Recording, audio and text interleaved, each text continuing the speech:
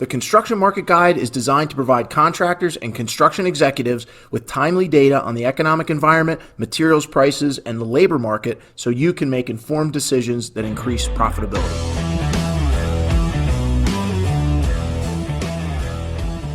Let's start with employment and the employment picture. Pay and benefits increased 5% last quarter from the prior year, according to a recent Wall Street Journal article.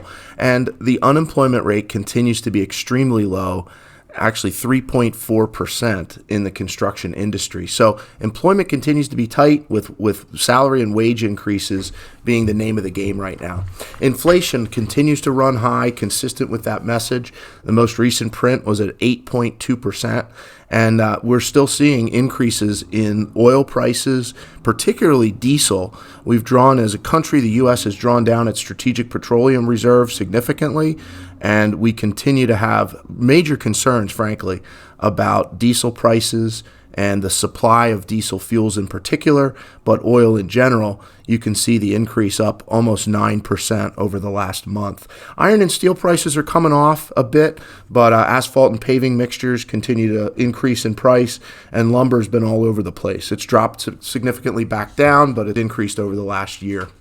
The overall construction sentiment picture actually looks strong. The backlogs are strong, particularly in the commercial areas of the construction industry. And the Architectural Billing Index still shows expansion as we look ahead. The negative part of the picture is interest rates. The Fed is aggressively raising interest rates and continuing to do so in an effort to control inflation. And so we're seeing that really start to have an impact on the housing market. With mortgage rates above 7%, it's a pretty tough go in housing right now. And so that could have an impact on the employment picture. If folks in residential construction start to get laid off, that frees up workers potentially to move over into commercial. So it's a changing picture out there. Looking at bond interest rates, here again, we're seeing massive increases year over year. If you look at that 1 year rate of change, huge increases across the interest rate curve there from the short end to the long end. And we continue to see an inverted yield curve at different portions. So continuing to be a high risk of recession, and that continues to be a big concern. The stock market reflecting that, off significantly, down 20% year to date.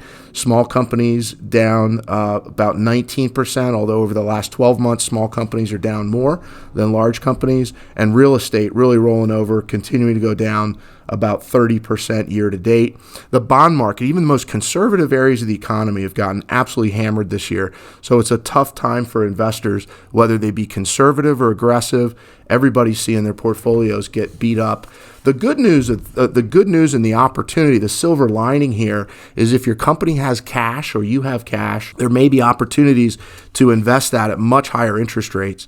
I mean, we have the ability now to buy 6-month, 1 year, 2 year, 5 year guaranteed U.S. government bonds, treasuries, with those maturity periods all in the 4% or even above 4% interest rates right now. So if your bank isn't paying you the interest you deserve, give us a call. We're happy to take a look at that and look at options, including CDs and treasury bonds and others. So please reach out to us. If we can chat about your finances and the future of your business, reach out to us. We'd love to chat.